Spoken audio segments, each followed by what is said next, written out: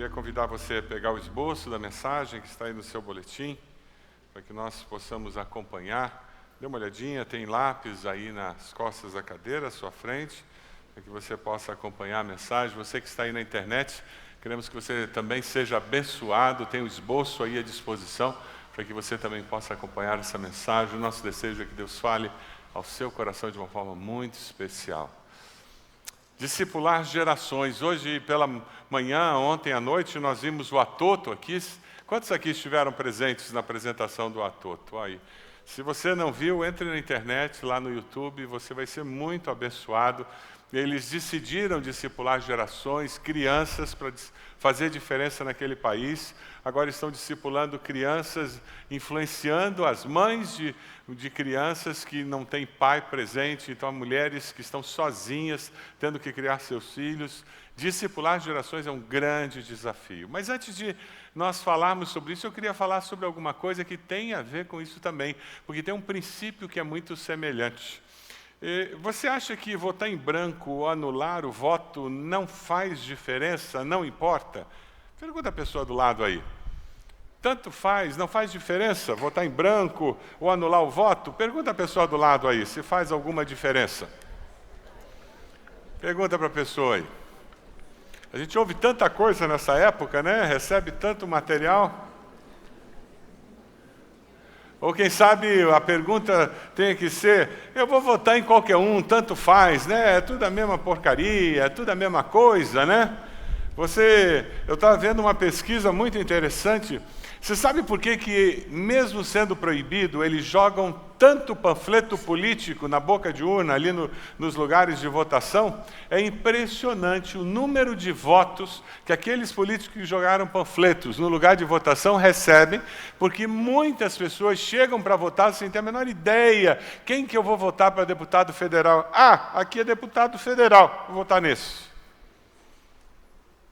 É impressionante, as pesquisas dizem que é um número absurdo de pessoas que chegam nas urnas sem ter ideia em quem vão votar e pegam um papel do chão e votam naquele nome.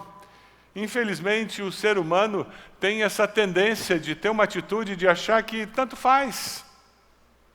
O custo da minha omissão é zero, não vai acontecer nada comigo se eu me omitir. E nós enganamos-nos a nós mesmos, porque o custo da omissão frequentemente é muito alto.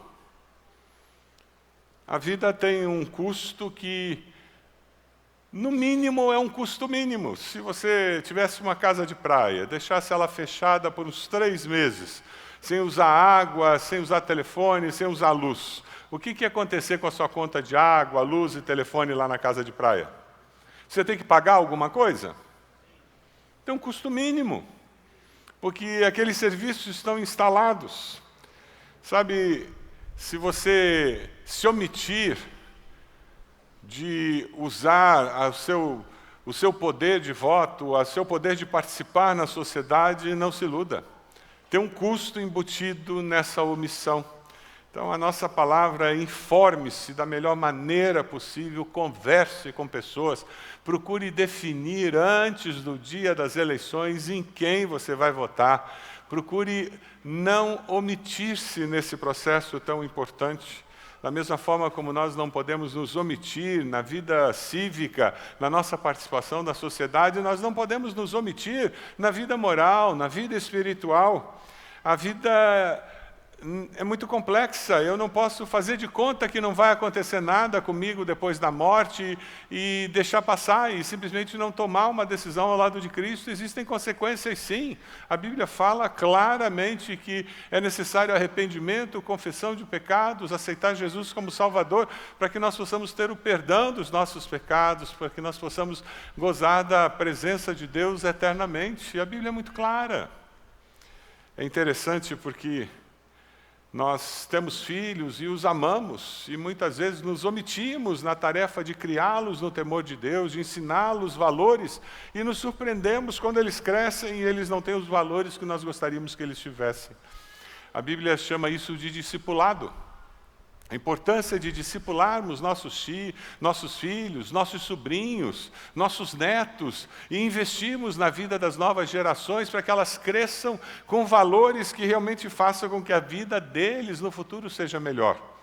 Na igreja nós discipulamos as gerações e é por isso que estamos chamando esse novo espaço, o espaço das gerações, porque todas as gerações passarão ali. Nós cremos que nós temos que discipular todas as gerações para que os valores cristãos sejam transmitidos para elas. Se você está chegando há pouco tempo aqui na Igreja Batista do Bacaxeri e veio de alguma outra igreja, talvez você tenha um pouco de dificuldade de entender quando nós falamos de discipulado. O conceito tradicional de discipulado em muitas igrejas é que nós discipulamos a pessoa para o batismo. E nós queremos que você tenha um entendimento que a nossa compreensão é muito mais ampla do que essa. Nós lemos a Bíblia e entendemos que quando a Bíblia fala sobre discipulado, ela fala sobre transmissão de vida. Então, quando nós falamos sobre discipulado, e você ouve aqui em nossa igreja sobre vida discipular, sobre discipular alguém, nós acabamos de ver batismos ali e vimos pessoas que foram discipuladas por alguém. Isso significa que elas continuam sendo discipuladas. Aquele relacionamento discipular não terminou porque os discípulos foram batizados. O batismo até acontece nesse processo da vida discipular, porque ele faz parte da vida de um discípulo de Jesus. Mas o relacionamento discipular é muito maior, é muito mais amplo, é muito mais perene do que simplesmente levar a pessoa a ser batizada.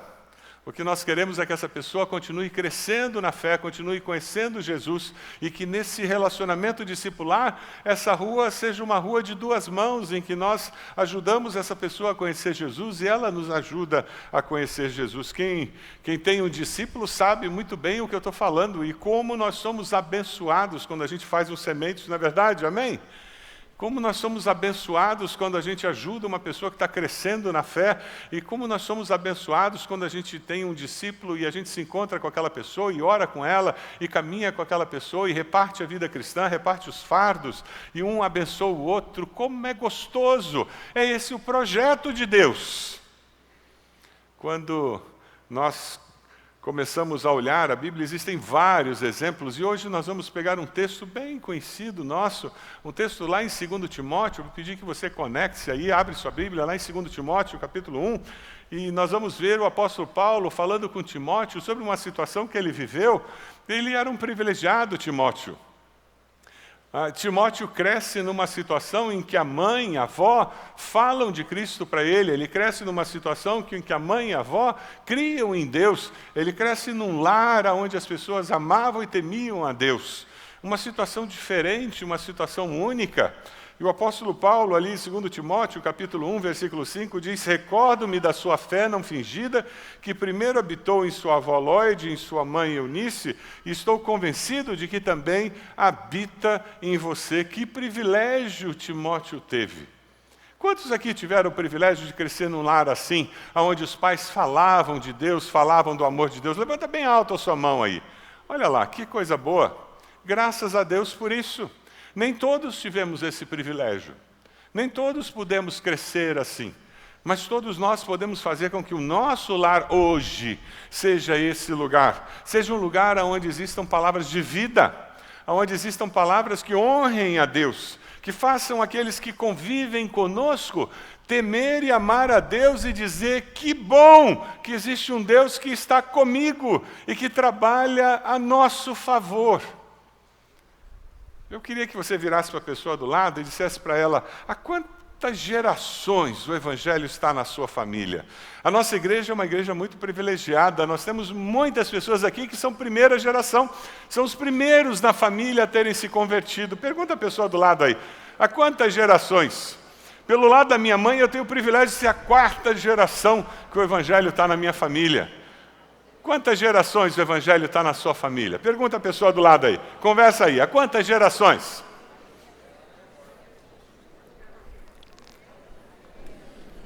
Faz a conta aí.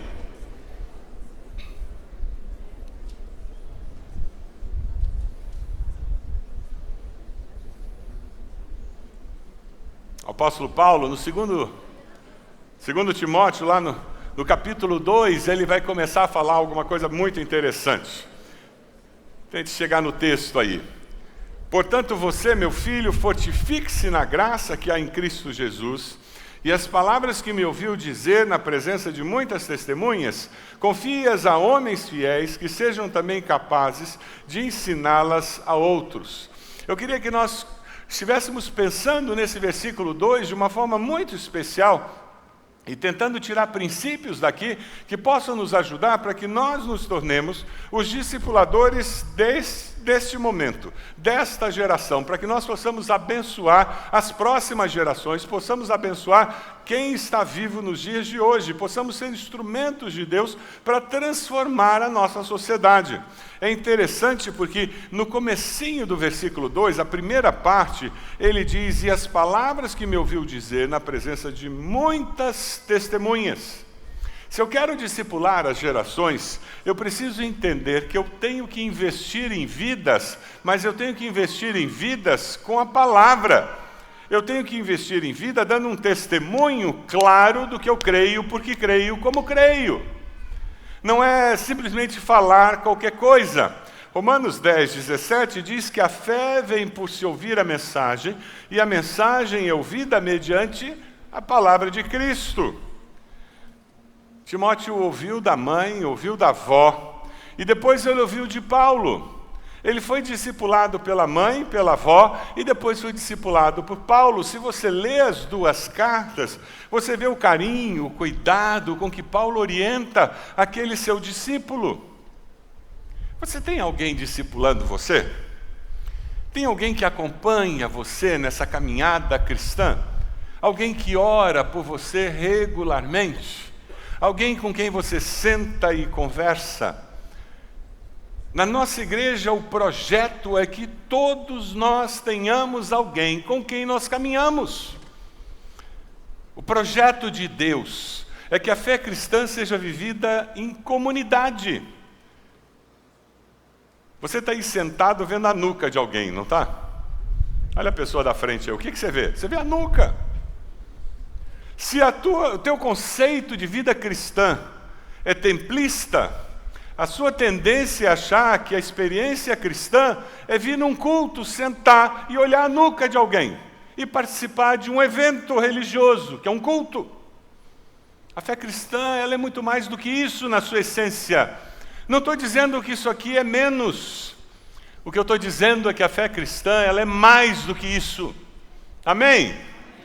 O que eu estou dizendo é que existe mais do que isso. Achar que ser discípulo de Jesus é isso. É olhar para aquele sundae maravilhoso e achar que a cereja que está lá em cima é o sundae.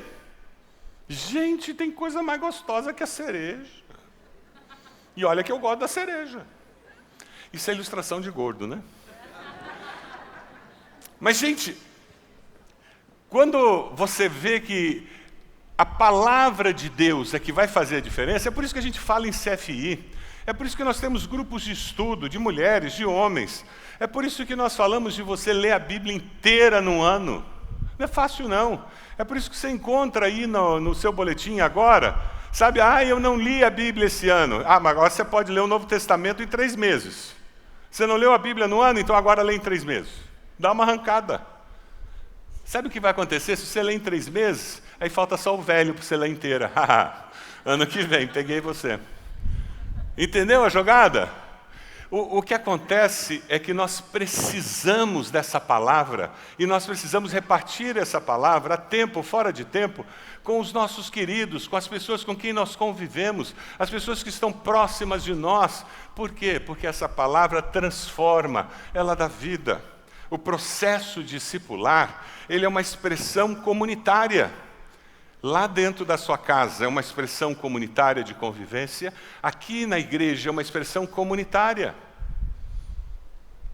E quando eu estou encharcado, a minha mente está encharcada, a minha alma está encharcada da palavra, as minhas palavras serão palavras de vida. A sua palavra vai fortalecer a fé de quem ouve, da próxima geração. Você tem o costume de ler a Bíblia com a sua família? Não vem dizer que não tem tempo. Para com isso. Você tem tempo para ver novela, né? Você tem tempo para ver teu zap? Não tem? Para o Instagram, não tem tempo? E-mail ninguém mais fala, né? A gente arruma tempo. E sabe, nós hoje temos tantos recursos, YouTube, podcast. Na hora que você sai para caminhar, e deveria sair para caminhar, você põe no podcast. Você está indo de carro, para o trabalho, de carro, coloca lá no som do carro e vai ouvindo. Tem irmãos aqui na igreja que estão fazendo a leitura no ano, ouvindo no carro. Dá para ouvir Bíblia. Tem aplicativo hoje que você ouve a Bíblia. Mas isso exige intencionalidade. Eu decidi que vai ser assim.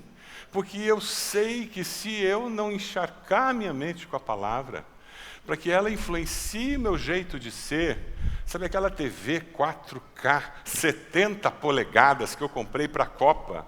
Maravilha! Sabe que ela acessa os cultos da nossa igreja, né? É melhor que Faustão, né?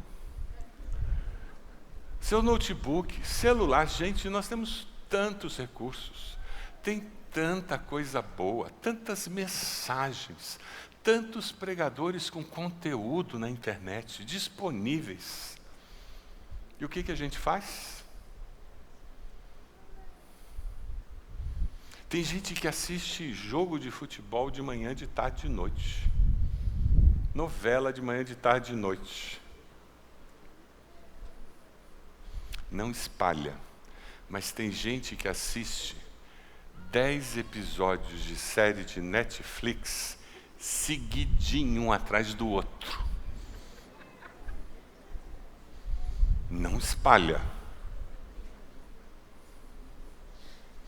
Mas não tem tempo de ler a Bíblia.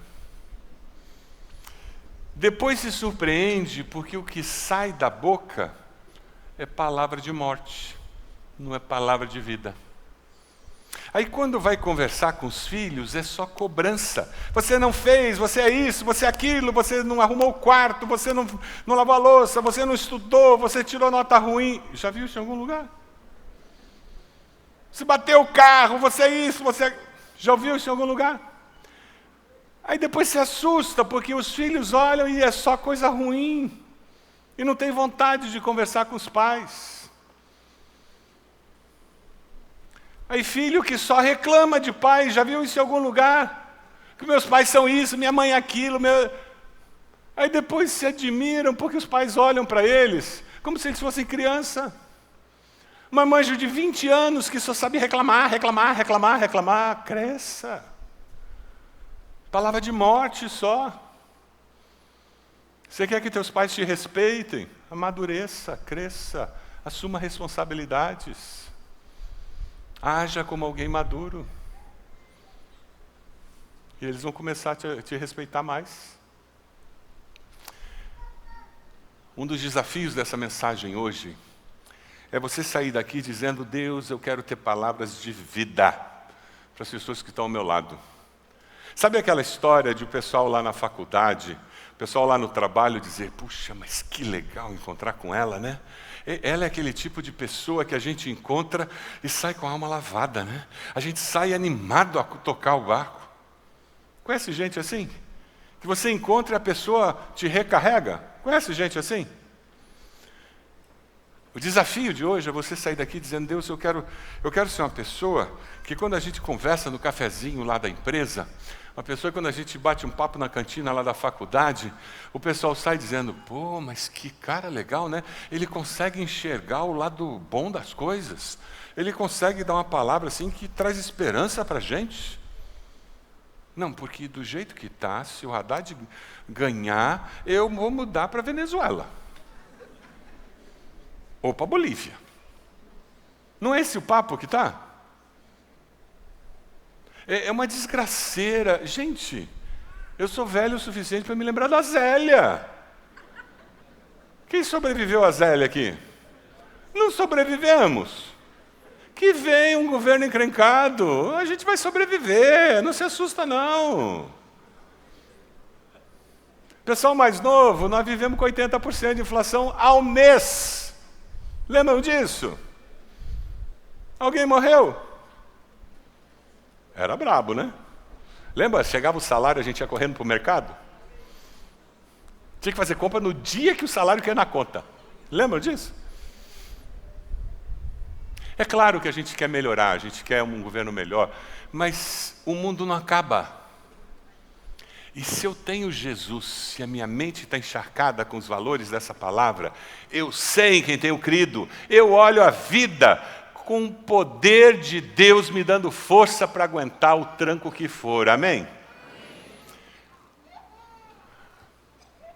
Fazer discípulos é passar essa esperança eterna no meu jeito de ser e nos meus relacionamentos. Percebe que é muito mais do que fazer liçãozinha? É um estilo de vida. É um jeito de ver a vida. É por isso que lá no versículo 1, Paulo começa dizendo: portanto, meu filho, fortifique-se na graça que há em Cristo. Porque perseverança é virtude cristã, gente. Enquanto nós estivermos desse lado da morte, prepare-se, porque encrenca vem. Olha para a pessoa do lado e diz: você está preparado para a encrenca? Porque se ainda não chegou, vai chegar. O bom é que a encrenca não dura a vida inteira. Dá boa nova para a pessoa do lado: não dura a vida inteira. Ela não aguenta. Ela vem e vai. E volta. E vai. Não é assim. É só você ter mais de 50 anos, você já descobriu isso, espera-se. O nome disso é maturidade. Quando você amadurece na vida, você descobre que a coisa vai, vem, vai, vem. Não é assim? Sabe, perseverança é virtude cristã. É por isso que o apóstolo Paulo, lá em Efésios 6:10, ele diz: finalmente, fortaleçam-se no Senhor e no seu forte poder. Vamos ler todos juntos? Finalmente, fortaleçam-se no Senhor. Sabe como você consegue discipular as nações, seus filhos, jovens da igreja? Você consegue discipular pessoas que estão no seu pequeno grupo. Você consegue influenciar pessoas lá no seu ambiente de trabalho, na faculdade, na escola, na sua vizinhança. Sabe como é que você consegue fazer isso? Quando você vive com senso de missão e você sabe que você foi crucificado com Cristo e já não sou mais eu quem vive, mas Cristo vive em mim. E a vida que agora vivo no corpo, vivo pela fé no Filho de Deus, que me amou e se entregou por mim. Esse senso de missão faz toda a diferença. Porque coloca tudo sob uma perspectiva diferente. Se eu sei qual é o propósito da minha vida, Bolsonaro pode até ganhar a eleição, e daí? Eu não vou comprar uma arma. Problema dele. Se ele quer a arma, eu não vou. Eu não vou sair plantando árvore se a Marina ganhar a eleição. Não vou. Problema dela se ela quer plantar árvore em tudo quanto é canto. Você entende? Senso de missão. Eu li uma historinha enquanto estava preparando esse sermão que eu achei fascinante. Renoir é um grande pintor conhecido, tem obras dele em museus do mundo inteiro. Os últimos 10 anos da vida dele foi de muito sofrimento. Ele tinha o que é conhecido por artrite debilitante. Ele praticamente passou os últimos 10 anos de vida em cima de uma cama, sofrendo dores atrozes. O que fizeram foi colocar um cavalete de pintura do lado da cama. Com muitas dores, todos os dias de manhã, ele se levantava e pintava, sentindo dores o tempo todo. Alguém registrou uma conversa dele com um amigo. O resumo da conversa foi: Renoir, por que, com tanto sofrimento e com tanto esforço, você continua a pintar? A resposta dele revela alguém que tinha um senso de missão e propósito muito claro. Ele olhou para o amigo e disse: a dor passa, a beleza permanece. Quem já viu quadros de Renoir, entende o que eu estou falando. Os quadros que ele pintou são belíssimos. Estão aí até hoje. A dor dele, quando ele morreu, acabou. Dietrich Bonhoeffer disse certa vez que Deus está construindo uma geração de discípulos que negam a si mesmos e tomam a cruz. Para negar a si mesmo, tem dor, tem perda. Mas o senso de missão faz com que eu perca para tomar a cruz. Negar a si mesmo até as últimas consequências, porque eu sei em quem eu tenho crido. Você já entendeu o que significa ser discípulo de Jesus? Negar a si mesmo para cumprir a missão? Para influenciar as gerações? Para levar a palavra de vida e não de morte? O desafio hoje é você decidir investir em vidas, levando palavra de vida. Quando você faz isso, e vive com esse senso de missão, você começa a desenvolver uma habilidade de ter um radar. O apóstolo Paulo fala que Timóteo deveria identificar discípulos fiéis, que poderiam receber essa mensagem para ensinar a outros. Versículo 2 diz: confies a homens fiéis. Hoje poderíamos dizer homens e mulheres fiéis, já que o genérico hoje em dia não existe mais sendo só homens. No grego, pistos significa pessoa fiel, pessoa que crê, pessoa leal, de confiança. Alguém aprovado, alguém que vai pegar o que você está passando e dizer, é isso, aplicar e passar para outro. Nós precisamos estar atentos, porque nós precisamos encontrar pessoas que estão dispostas a crescer. Olha pelo canto do olho para essa pessoa do teu lado. Quantos anos ela tem, mais ou menos? Faz a conta. Você se enganou, desculpa, eu não falei bem. Você pensou que eram quantos anos ela já viveu. Não, o que eu quis dizer quando eu falei quantos anos ela tem, quantos anos de vida você acha que ela tem ainda para viver?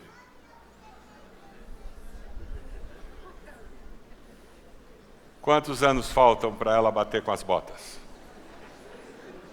É isso que eu quis dizer quando eu falei quantos anos ela tem. Porque veja, a gente vive uma só vez, gente. Eu tenho que investir em pessoas que vão aproveitar o investimento e vão compartilhar com outros. Você não pode jogar fora teu tempo, não. É isso que Paulo está dizendo para Timóteo. Olha em volta, liga o teu radar. Invista em pessoas que valorizam o que você está fazendo. E se aquela pessoa não valoriza, senta com ela e diz, querido, foi bom te conhecer, uma maravilha. Mas olha, o dia que você quiser crescer, estou aqui. Mas eu vou investir minha vida em alguém que valorize, que está a fim de crescer, tá? Fui. Chega aqui e diz, vamos começar um discipulado aqui, que eu quero caminhar contigo, você está a fim? Porque eu estou vendo que você está a fim de crescer, você está a fim de servir a Deus, e eu estou a fim de caminhar contigo.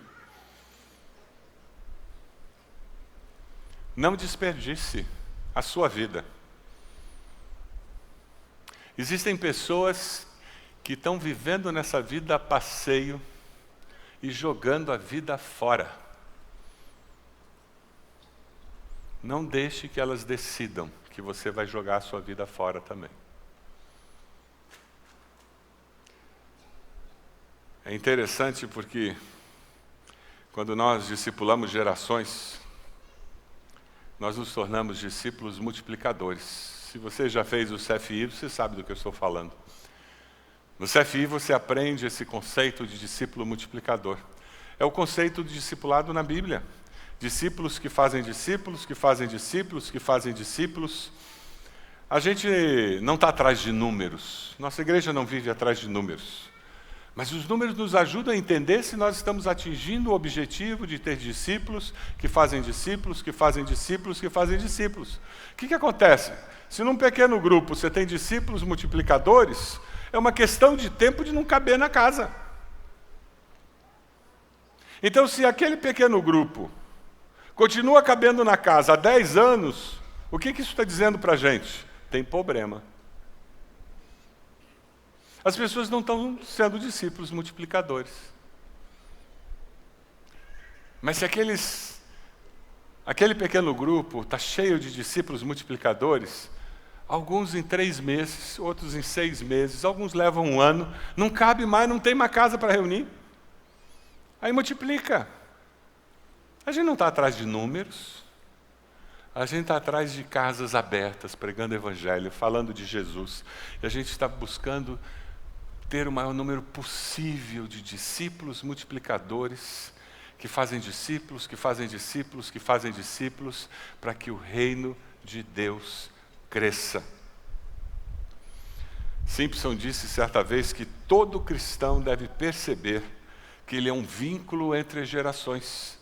E é por isso que esses discípulos, a gente não diz assim, essa célula só pode entrar casais de 15 anos de casado, essa célula só entra jovem adulto, essa célula só entra adolescente. A gente não consegue. A gente até tem ministérios geracionais, mas é uma santa bagunça. E a gente até tenta fazer com que, esse pequeno grupo aqui só tem casais com crianças e tal, mas é uma dificuldade, porque quando você vê, tem uma porção de casais sem criança que está lá, não adianta.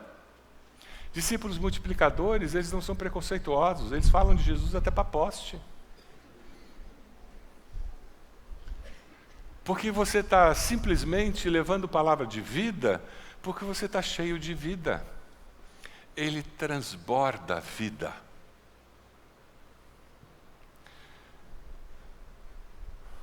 Ravi Zacharias é um dos maiores apologetas da atualidade.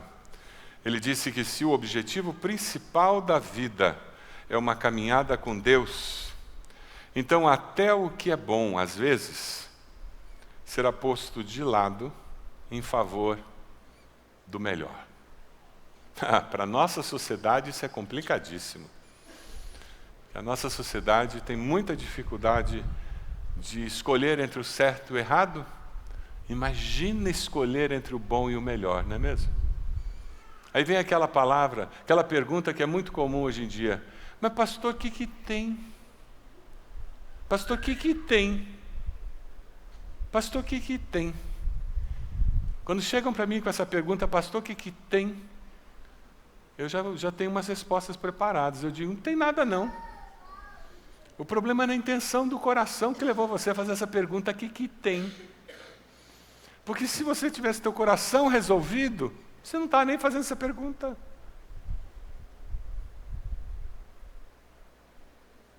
A questão é que muitas vezes, e não vão ser poucas, você não vai estar escolhendo entre o certo e o errado. Você vai escolher entre o bom e o melhor. Você vai escolher o que você vai fazer à noite. E como você vai usar aquela noite. Como você vai usar teu horário de almoço. Você vai escolher como você vai usar a tua noite de sono, se você vai acordar um pouco mais cedo para encontrar com alguém para fazer discipulado no horário do café da manhã, vai encontrar numa padaria para fazer discipulado antes de trabalhar. Ou se você vai acordar mais cedo para vir para a reunião de oração aqui, porque Deus falou contigo. E você quer trazer teus sementes para essa reunião? Sabe, a nossa grande luta, e que eu tenho visto com alguns irmãos aqui, é porque nós não somos legalistas aqui na igreja. A gente não diz tem que fazer, tem que fazer, tem que fazer, tem que fazer. A gente diz, o que Deus está falando para você? Nós temos princípios que nós aplicamos. Valores. Amar a Deus, ao próximo, com princípios bíblicos. E a gente não abre mão disso. E isso vai levar você a fazer escolhas entre o bom e o que é melhor. Porque eu só tenho uma vida para viver. O desafio de hoje à noite é muito simples. Você quer levar a vida para outras vidas? Quer discipular gerações? Você quer levar palavras de vida lá dentro da tua casa, no lugar que você trabalha, na tua vizinhança, no teu pequeno grupo? Essa é uma decisão de hoje.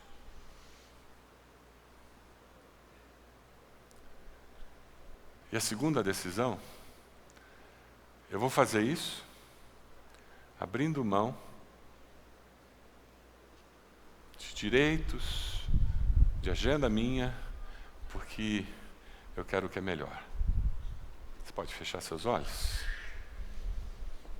É um culto de consagração ao Senhor. Você vai dizer: Deus, sonda meu coração.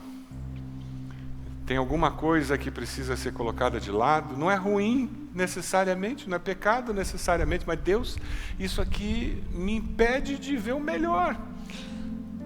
Quem sabe você tem reclamado algumas coisas, você fica reclamando da igreja, reclamando do seu pequeno grupo. Talvez você nem esteja num pequeno grupo. Você já esteve, mas não está mais. Eu quero desafiar você a dizer: eu vou começar um pequeno grupo na minha casa, eu quero reunir pessoas não crentes para levar palavras de vida. Eu vou me envolver, eu vou fazer alguma coisa significativa. Quem sabe um pequeno grupo na hora do almoço lá na empresa. E a gente vai encontrar. Durante 2 anos eu liderei um pequeno grupo na hora de almoço, um grupo de homens. Era muito legal. Deixe o Espírito de Deus aplicar essa mensagem no seu coração. Saia daqui dizendo: eu quero transbordar palavras de vida.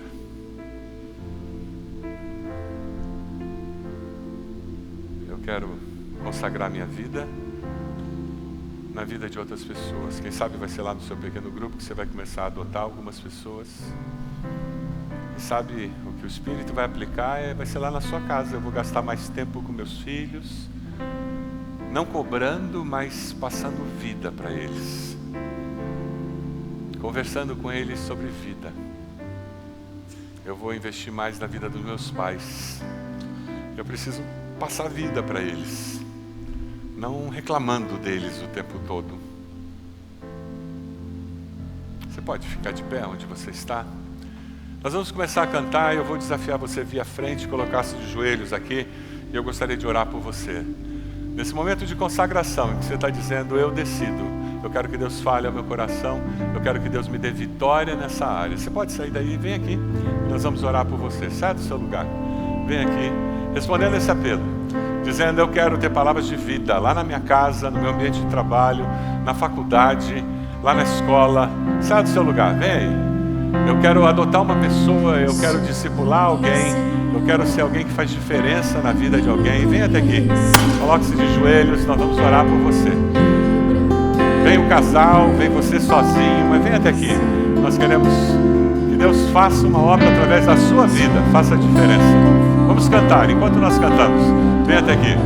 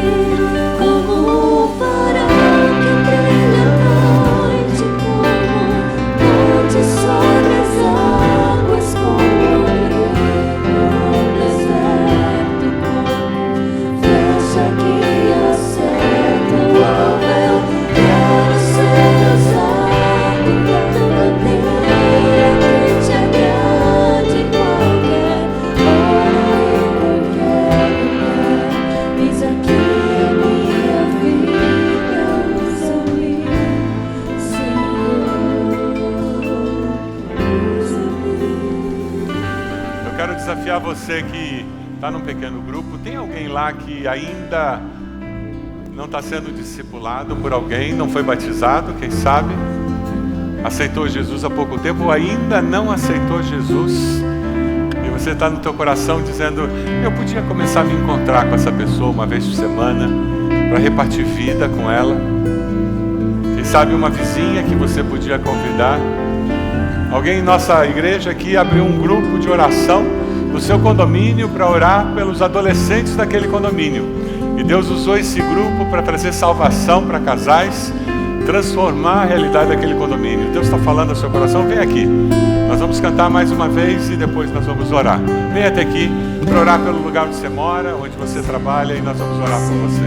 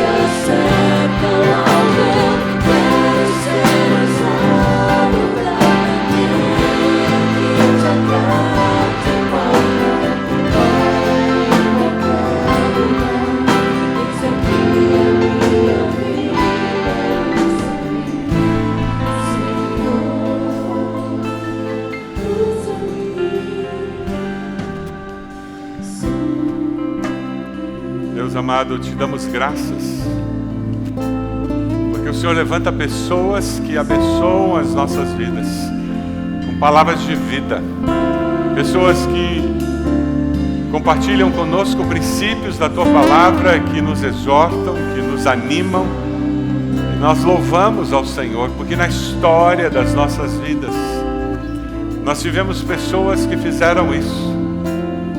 Ó Deus, nós queremos nesse momento dizer que queremos ser essas pessoas na vida de outros. Queremos, Senhor, levar palavras de vida para que pessoas te conheçam, sejam transformados pelo poder do Teu Evangelho. Ó Deus amado, nós colocamos esses que estão aqui à frente nas Tuas mãos, que eles sejam instrumentos para abençoar. Ó Deus, que dos seus lábios saiam palavras de vida, que transformem, que renovem esperança, que resgatem aqueles que estão desesperançados. Ó Deus, que salvação surja no coração daqueles que com eles convivem. Abençoa cada um desses irmãos e irmãs que estão aqui de joelhos dizendo: eu quero que o Espírito Santo de Deus use minha vida. Faça uma obra completa na vida desses queridos, Senhor. Ó Deus amado, nós nos colocamos nas Tuas mãos e pedimos que em nome de Jesus o Senhor use nossas vidas para a honra e glória do Teu nome. Nós oramos em nome de Jesus. Amém.